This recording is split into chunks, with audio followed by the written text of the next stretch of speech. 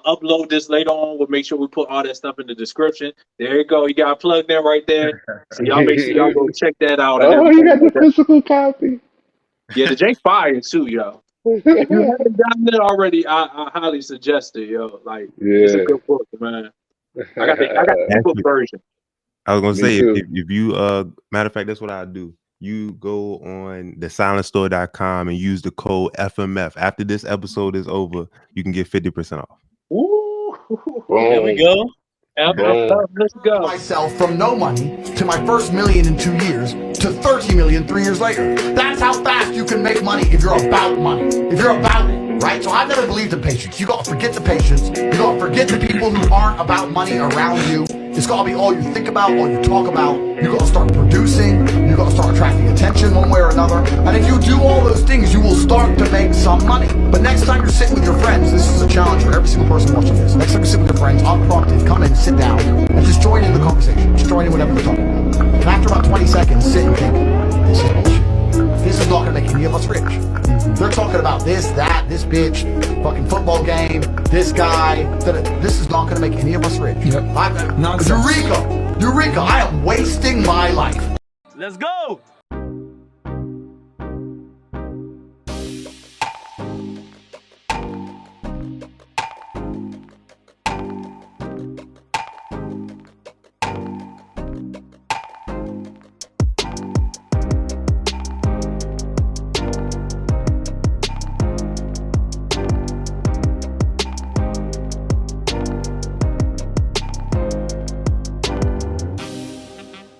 What he was saying that is one of the myths that, as we had several videos, but one of the myths that he was talking about, or he was getting at on that video specifically, was that you got to be patient and it takes a long time to make a lot of money. Right? That is a myth. That's a falsehood. It doesn't actually take a long time to make a lot of money. It's how you think and how big you think. You know what I'm saying? So that's the first one of the myths of money. But before I go down the list, I want to know, like, each one of y'all share what's like a falsehood of money that you had to relearn or learned more or learned better, reprogram or something. Such thing as being broke. That's just a mindset. Being broke is just a mindset, man. You could it kind of go in line with what you was talking about, Trey. As far as how long it take to make money. Broke is a mindset. What they say, I'm overcoming financial adversity right now. is another way to put it. Where how you talk to yourself, how you motivate yourself is a really big thing, man. And if you think you broke, then more likely you probably will stay broke. And that's the thing where people don't understand with the lottery winners. So many lottery winners win millions and millions of dollars, but they have a broke mindset or a poverty mindset that you blow through all of that money. You blow through all that money. And a lot of times they probably don't even think they really deserve the money. And so you end up going back. It was a book I read. I want to say, I can't remember the name of the book, but it talks, I think it's Think and Grow Rich. Shout out Napoleon Hill, Think and Grow Rich. Think and Grow, shout out Wes and everything with that too. But he said that everybody has a visualization of how much money they feel like they're worth, and they always operate within that realm. So if you feel like you're worth $50,000, if you're at $20,000 or $30,000, you work harder to get to that 50. But then anything over 50, if you going like $60,000, $70,000, you start relaxing and slacking up, and you end up going back down to your 50. So everybody has this range that they feel like they're worth, that they operate within. And the goal is to break out of that broke or, that limited thought about where you are now and figure out this is where I want to be and this is what I need to do to get there. So I think one of the myths of money is that there's such thing as being broke. There's no such thing as being broke unless you believe it in your mind, because you can always go out here and make money and you're no longer broke anymore. So that's one of my myths about money.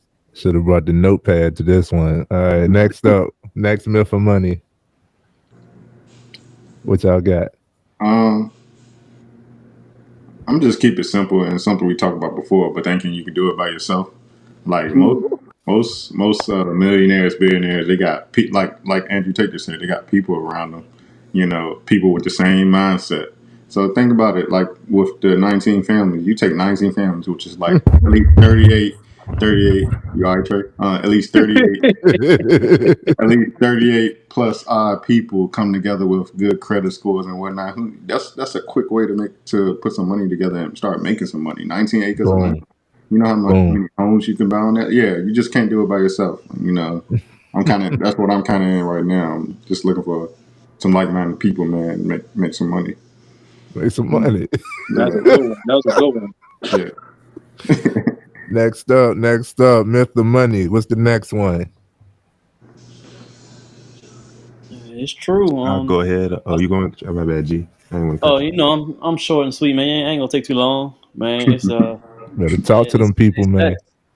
It's facts. Once you unplug, Mm. Andrew Tate turned my mind when he said that one line. He said it a few times. He was like, he said, "Money isn't real," and when he said that, I was like, "Money is real." But when he started to talk about, he said, "Money isn't real. It's just numbers on a keyboard. It's numbers on a screen. It's number on your phone. It's number on any bank screens." So when you get that out of your mind, it's like, go, you right. And then once I started to get into the stock market and started seeing so many numbers fly in a matter of seconds, I mean, in seconds you can go from $2, and then a few seconds later you be able to make 3,000, and it's like, money, hold on, man, off of a certain click or a certain news or a certain reaction to the charts on there, and it's like, go, money is made that quick. And understand that was one of the reasons why he got so wealthy. Shine. Get your shine on. Get your shine on, shout it. Yeah. So, hey, I put this on. I put it on everywhere.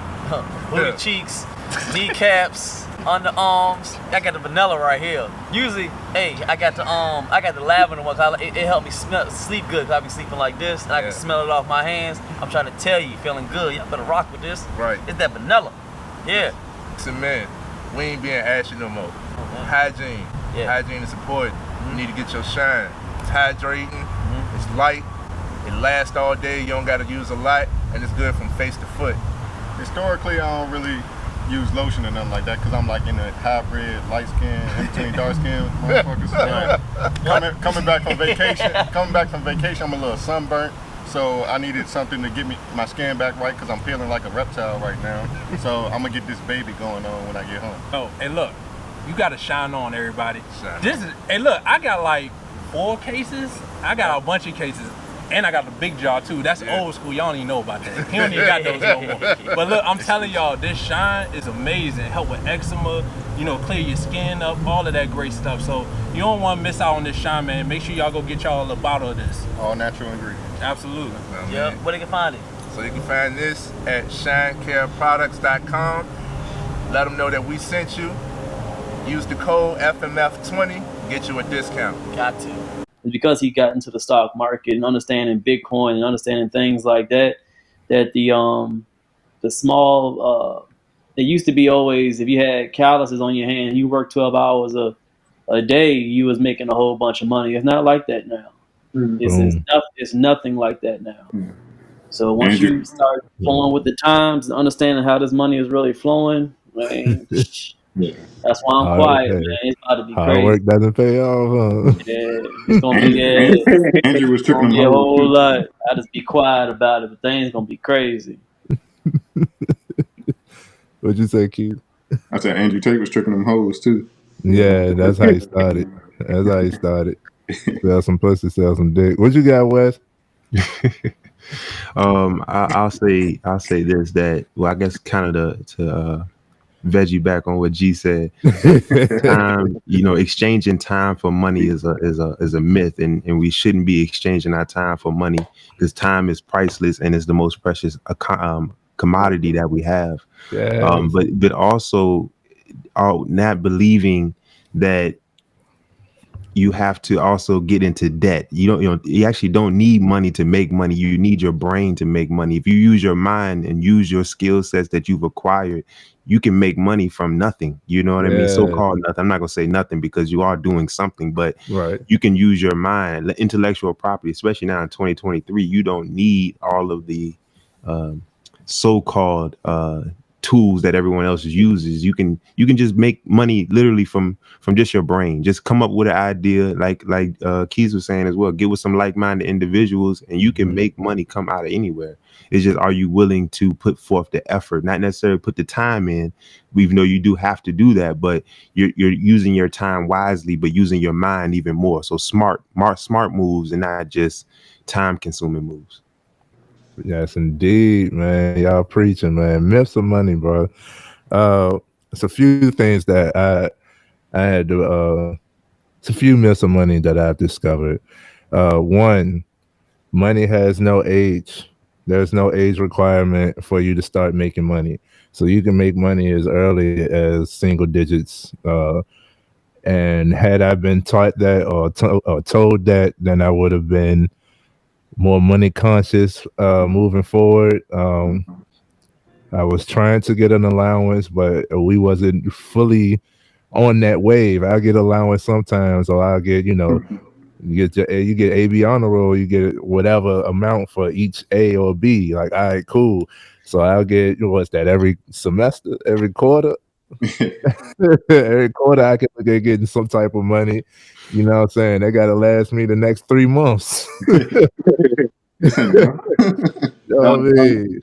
It wasn't until I got that drive that I was like 13, and me and my cousin really the one who broke that shell. But shout out to him, because he was a single child and he didn't come from a impoverished area, so he already was money conscious. He wasn't thinking of like what I don't have. What I want. You know what I mean? What can we do to make this happen? Shoot, man, we ended up doing a car wash. We ended up doing, and I'm talking about, we had a plan, operation, posters, management. We did it. You know what I mean? Made some money. You know what I mean? Yeah. All that type of stuff, man, to the point where not gonna give too much, but we just started doing things. Like, you can make money. That's another myth of money, bro. You can make money doing anything. You can sell anything. It's about value. Money is a means of value. Money, like G was saying, money is not real. Money was created as a basis of value that could be easily traded. Like, okay, so this number specifies the required amount of value to this product or service. Like, it's the value. So if you find somebody that values whatever it is that you can provide, you provide that, and how well you provide that, how much you provide that, is how much value that they're getting, the more they'll be willing to pay you. Myths of money. So money does not have an age limit. Going back to the job, I said it before and I say it again. Hard work does not pay off in a job setting, because clarifying, in a job setting, because you're getting paid for your time. Okay. I cringe at salary, because that is like a here's this lump sum that we're going to pay you, but you're going to, like, you're mine for this lump sum. I like hourly, because, like, well, if I was here 6 hours longer this week, then I'm likely to get overtime. Salary, you ain't looking at no overtime and stuff. Nah, You're required. you can work 12 or you can work 60. That's what you're getting. Right. Yeah. Going back to trading your time. So hard work does not pay off. And I started to put that together, because somebody else who is slacking, who is lazy, if they clocked in, they're still getting paid the same amount as the person who busting their ass. You know what I mean? And then they're going to look at it like, well, this ain't fair. So now they're going to want to slack off, because it's harder to get somebody to do more work. You know what I'm saying? So and it's a trickle effect, man. And I don't want that to affect anybody's work ethic. You just need to work hard in the right areas that will actually benefit you. Don't think that a job is paying you because of your work ethic. That is a falsehood. Uh, they're paying you for your time. They're paying you for your time. And once you realize that, then you'll start investing your time wisely. It's an investment. So that's a myth of money. Another myth of money that I came across is no credit is good credit. Mm. No, that ain't it. No credit is good credit. That is a falsehood. Push the button.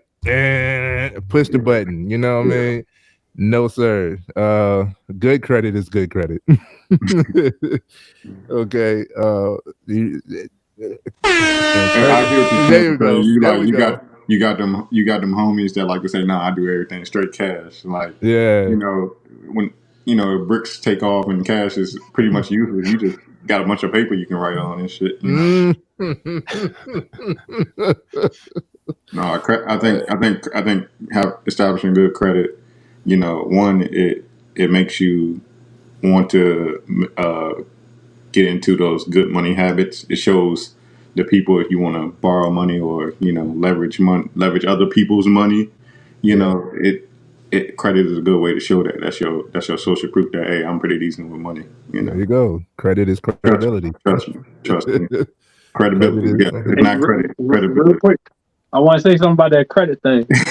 I just had Pastor a speaking. discussion with somebody yesterday, and if anybody, I'm the finance guy. If you need help with life insurance, investments, anything like that, hit me up. So I'm not going to go deep into the conversation about that, but the credit is important for people that needs to build money. Once you got money, you can start leveraging your own money instead. Mm, You know what I'm saying? So using your using credit to get to where you need to go, where you can start leveraging money to these banks and everything, instead of having to just go off of credit.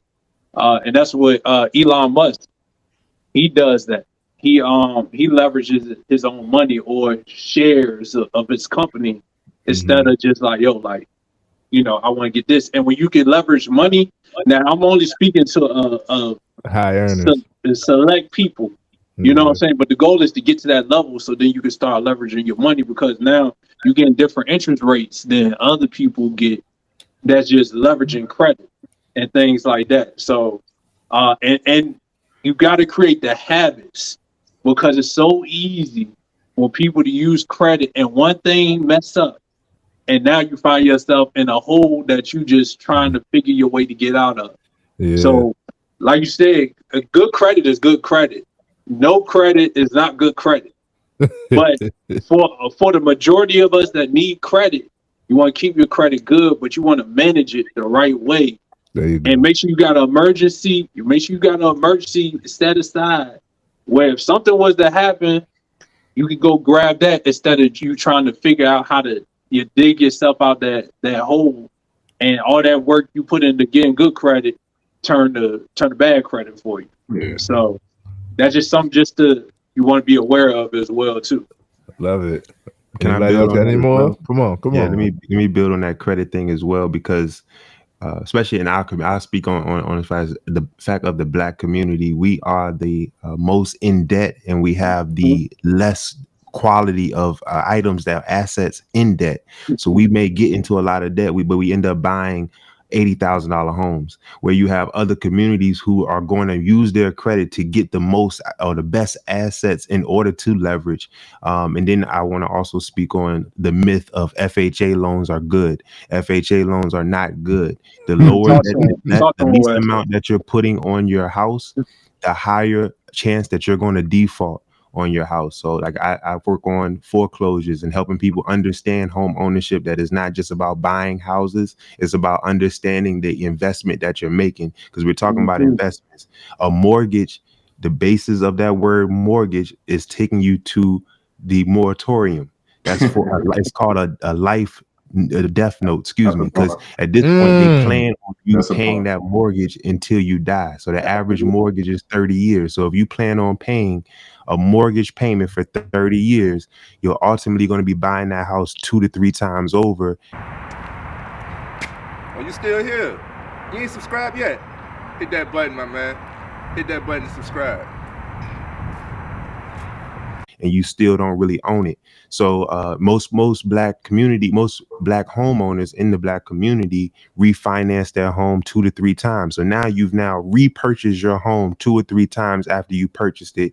And then on average, most realtors are out of the industry after their first 5 to 6 sales. So you can't go back and get any help from that person. So we have to understand that, yeah, you have credit and it's good to build your credit, but you don't go max it out and go buy a house that really doesn't have any equity. The goal should be to put the most you can down so you have less that you're paying. And then ultimately, if you do want to leverage, like Paul is saying, you want to leverage your equity. You don't have to necessarily borrow more money or get more loans outside of what you already have. Once you own your house, you can now leverage that asset to do whatever you want to. And then lastly, not putting everything in your name. In America, Wes. Talk to him, Wes. The goal is to have a business. And if you have a business, you're able to, at that point, protect yourself.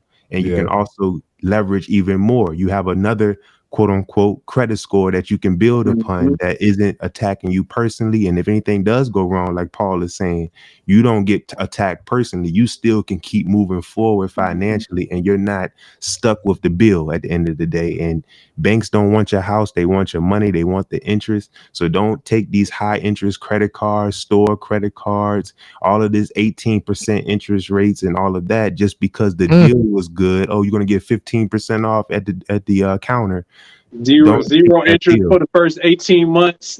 Yeah, no. And then you right now as well, just talking about credit as well, that there is no such thing as a quick fix to repairing your credit. Credit repair is a myth as well. There is no way to go fix your credit. Let me go fix my credit tomorrow. That's called credit fraud. So we want to make sure that we're being understanding about what credit is. And I think we've been taking advantage the most when it comes to credit, when it comes to home ownership. I talk about that a lot, that literally Black families have been in the same, we basically are flatlining. When you flatline in the hospital, that means you're dead. So if we are at 44% on home ownership rate, and we've been that for the last 40, 50 years, then that means someone is winning and we're losing. So I'll leave it at that on the credit. Hey, Wes, question for me and for anybody who might be listening. What does FHA stand for? Because I don't know. That's the Federal Housing Authority. Okay. And what do those loans entail? Like, so you could put 3.5% down, which is the lowest for the most part. I ain't gonna say it's the lowest. There's some place where you don't have to put anything down, but I think we call like a no doc loan, or you got your no credit loans and things like that, which again, you're setting you up for failure, because if you're not willing to put up 5, 10, 15, ultimately you want to put up 20, 30% down to show that you have that good faith of keeping this debt up. FHA loans require you to have PMI, which is private mortgage insurance. What private mortgage insurance is basically another bill that's built into your mortgage payment to protect the lender when you default. So when you don't pay your mortgage, the bank is going to get paid back, but you're still going to get foreclosed on. So at the end of the day, you lose the house, you've damaged your credit, and the bank is still going to get money. They're going to get money from that loan that you defaulted on, and then they're going to foreclose on your house, resell it, and then make that money back again. So you're still stuck. And the average foreclosure stays on your credit from 7 to 10 years. So if you think you got, like we talk about credit repair and that being a myth as well, you think that you're going to fix your credit in 3 months when you got a foreclosure on there, then you've definitely already put yourself in the hole times 7 to 10 years. So I talk about being able to pay extra to your principal. Your mortgage payment is the minimum amount that you can pay. You can pay as much as you want on your mortgage, and make sure you specifically say put it to principal so that you can get that. So you're not paying interest on that. Interest is free money to the bank. But FHA loans is a low barrier of entry. You put 3.5% down. They default 10% more than conventional loans. And when I say conventional loans, I'm talking Fannie Mae, Freddie Mac, any truly government-backed loan that is commonly used.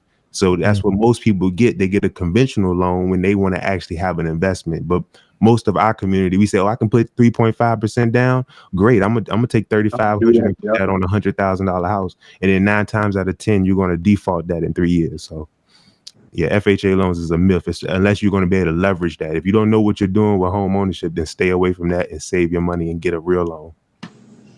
And think about how much extra interest you pay by only putting 3.5 down.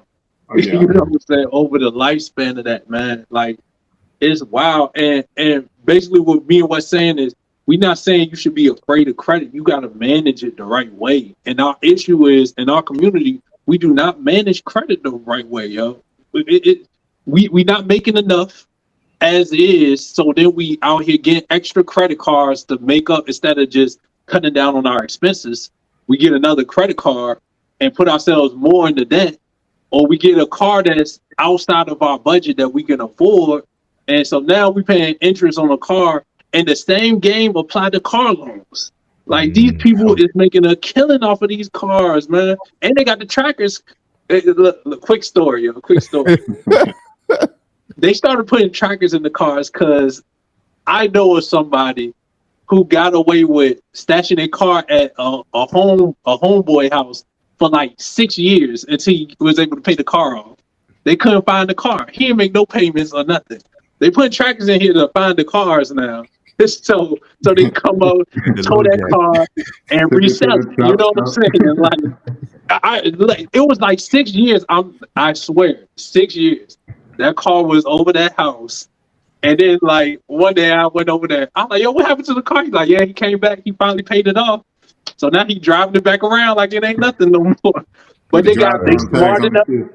Yeah, they smart enough. They put the trackers in the cars, and they let you put 0 down or 1% down or whatever, so they get more interest over the lifespan of the car. Then they turn around, if you default on it, come tow it, clean it up, put the little new car smell in it, and resell it again. It's such a crazy flip, man.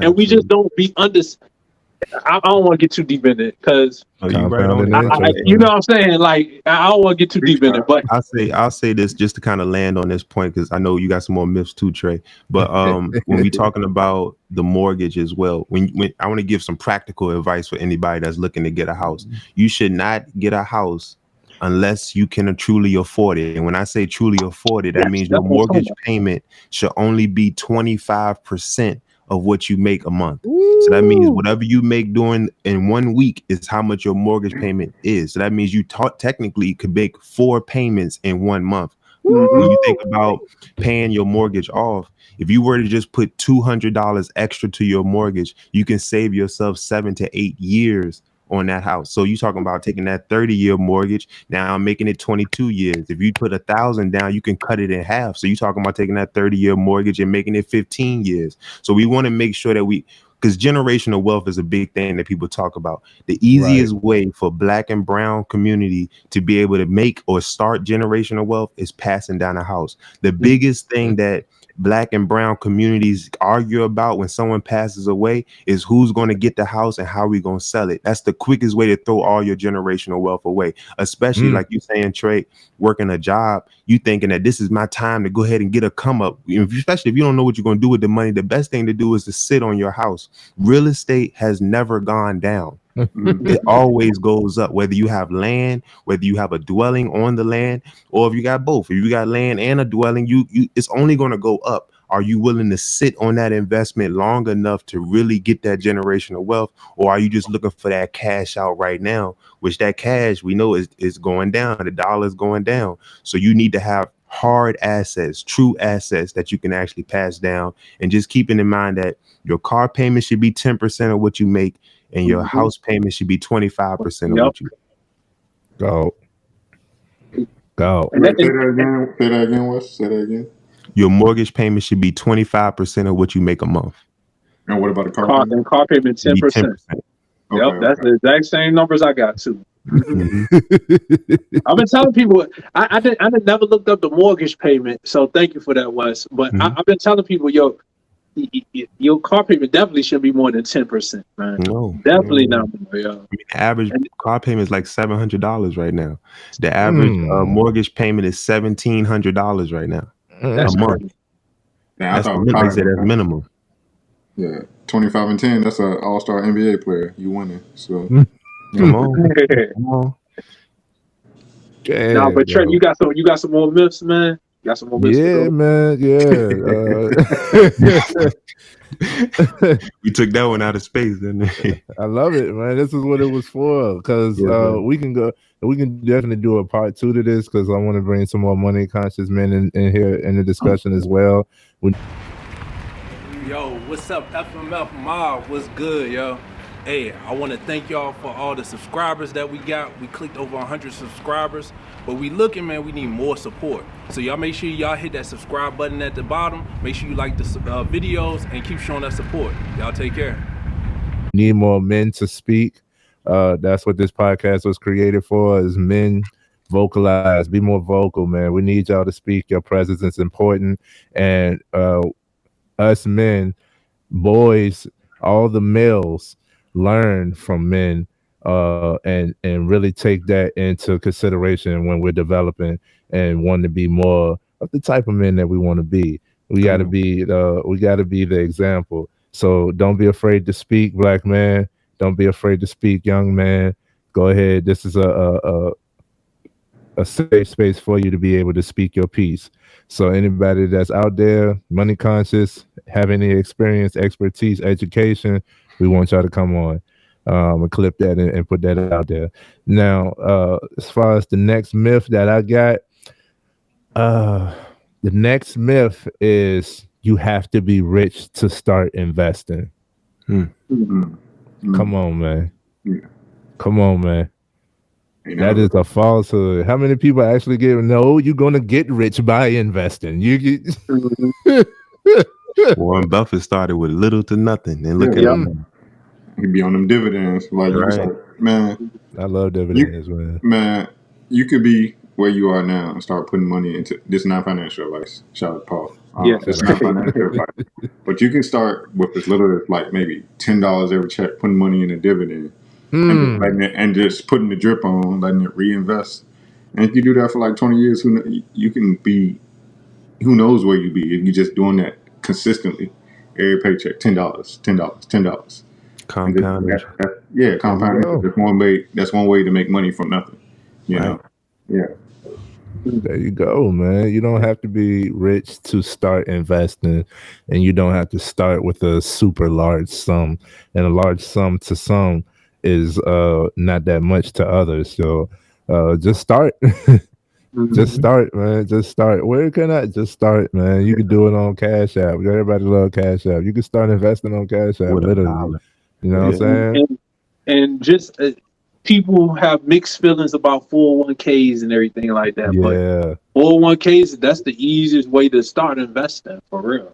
Yeah. Like you don't even got to even miss the money. You know, the job and everything, take it out before you even get to it. So that's an easy way, if your job offers it, to do that, or just like a little IRA easy stuff, man, for your retirement. I like one thing that Wall Street Trapper said. He was like, if you got $1,000 sitting in a savings account, that money ain't doing nothing for you. I think outside of if you like saving for that 20% down payment on a home or 10% down payment on the car, I think outside of those two things, your money should be invested. If you ain't saving for a house or the next myth.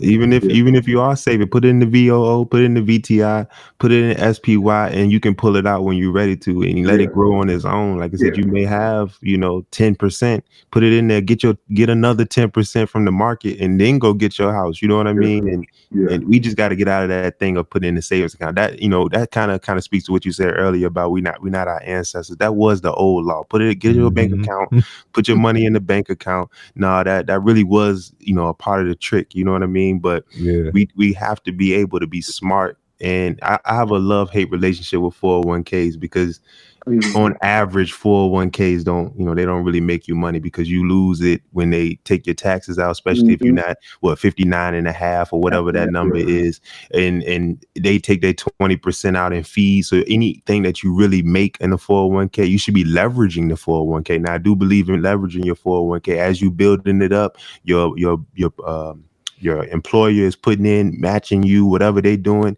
leverage it, take those, do it. I'm not gonna give you no financial advice as well.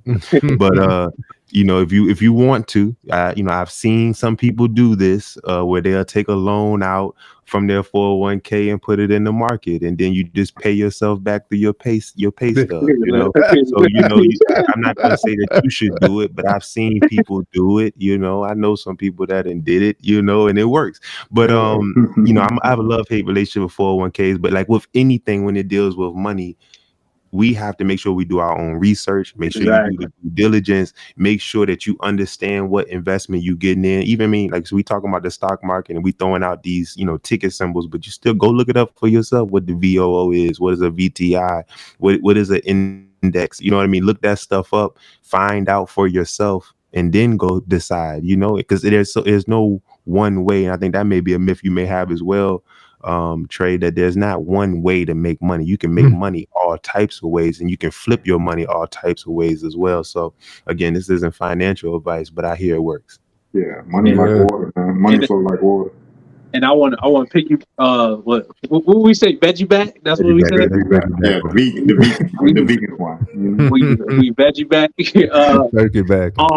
That kind of go back. That 401k what Wes is talking about, and it looked like Keith might have tapped into it too. Is what I'm talking about leveraging your own money instead, because most of the time the rates for a loan on a 401k is going to be lower than like a personal rate from anywhere else, because you leveraging your own money. So it kind of go back into that whole mind frame. And the only thing I want to say is too, I agree with y'all 100%. I'm not the big savings guy, but you do need to have something where if emergency happens, when you got your money tied up in the market, T+2, always remember that. So trade +2 is how long it takes before your money hits your brokerage account after a sale. So so your money doesn't come to you immediately if you sell it. And then also you might got to worry about capital gains tax and things like that when you're taking out the market. So you want to make sure you have a little something where if you got a deal, somebody come up to you like, hey, you get a deal of a lifetime. They're like, you got to put 10,000 and you need to get access to it. You want to have something where like a high yield savings, something like that, or just your checking account, like just money you could just go ahead and just get to quickly. You want to make sure you have something like that available just in case for emergencies, or to be able to capitalize on opportunities that might pass you by in return too. So I just want to say that. Hey Paul, this conversation just tells me we need a lot more money topics. Boom! That's I think about so many different things from this conversation. Told you, man. Look, we be talking off screen. This is not on screen. What y'all see is a sample. Like when we are serious about what we talk about, and we are actively working on and working towards these things. You see how knowledgeable these brothers are. You know what I mean? I just looked up VTI. You know what I'm saying?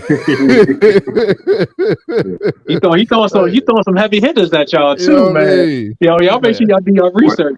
Wes was talking about ETFs. I was looking at 5 AI ETFs last night to start investing in. Boom. That's how you move. That's how you not move. Financial advice, man. Right. Tech industry, yo.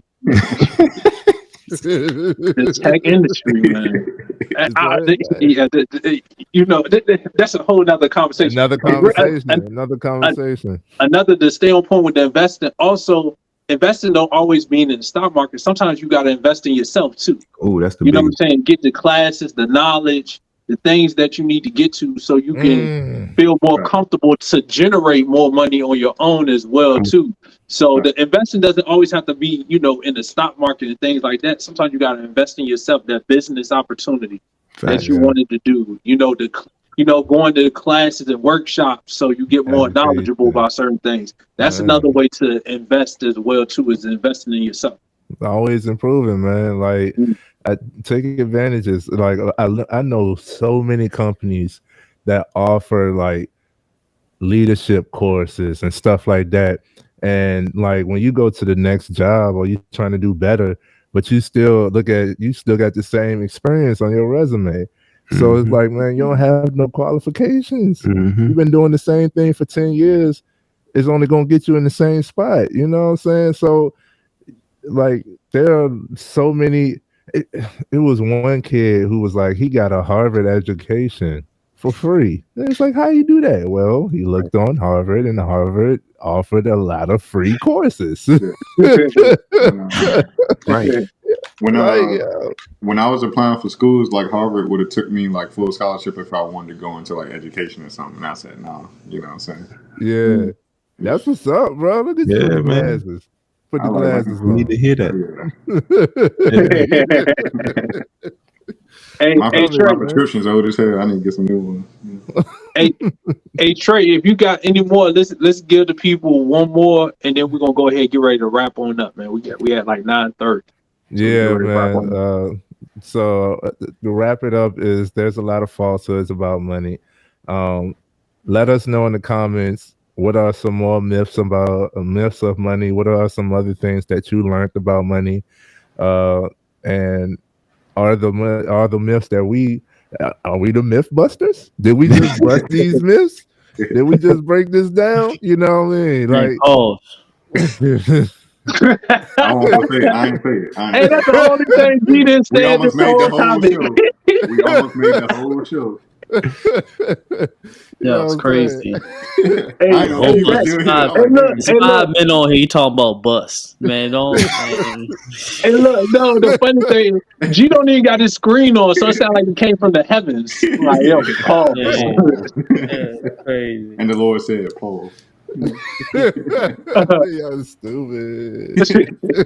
If I can add to this, this is a podcast for men, and I want to, dismiss. I ain't gonna use that word that, I ain't gonna, pause moment on this one. I'm gonna dismiss the myth or debunk the myth of that only women can handle your finances. Men, stop Ooh. thinking that your wife or your significant other or the woman in your life is the one that needs to manage your finances. It is your responsibility to understand how to manage your finances and not being afraid to know how to control the budget in the home. As a man and you're a leader, you need to understand how to control the budgeting and the spending that's going on in your household. And if you don't know what's going on with those bills, you're leaving it up to somebody else. You can't get upset when something's missing or something's not getting right. Y'all should be having conversations and communication about it, but it is your responsibility to be the leader to be able to make those decisions. And I'll speak from experience. I was one who, in my previous relationship, I was one who thought that, I got my wife. I just bring the money, give it to her. I'm going to make sure I got my little bit on the side so I can do what I can do. But I'm going to give the majority to her so she can pay the bills. But then when you need something, you feel you're going to feel less than a man when you got to ask your wife for some money. Or ask, can I get this? I'm gonna get this from the account. She asking you why you need to get this from the account. It's not healthy. So I'll just say that men, stop relying on your wife and relying on your girl and relying on your significant other for handling the finances. You handle the finances. You communicate with her about the finances. You look at the bills yourself so you can understand what's going on, because it's greater when two minds come together than just leaning on her. Even if you're not good at it, it's okay to lean a little bit, but don't just lean. Put an R in there so you can learn from her. Whatever she's good at, learn from her. Whatever you good at, let her learn from you as well. Don't just hold and hoard all the knowledge and vice versa. But as the man, as the leader in your household, and then if you single, don't sit there and let other people tell you what to do with your money. You do the research. We saying a lot of things, and I'm getting back on that research thing. But as a man, be a leader in your life when it comes to your finances, and stop just thinking that, I'm making money and I can just do what I want to do. Learn how to control your spending, or your spending is going to control you. Boom, boom. And fellas, make sure she invests in her money in Target and Amazon, much as she like to shop there. Because she probably learning it from another man. You know what I mean? She might be learning it from Wall Street Tribe, but she learning from 19 Keys. She learning from this. So do you want her to be learning from other men, or do you want her learning from you? That'd be my thing. Message. I was gonna bridge it with communication, but you said it. You said communication. Hey, look,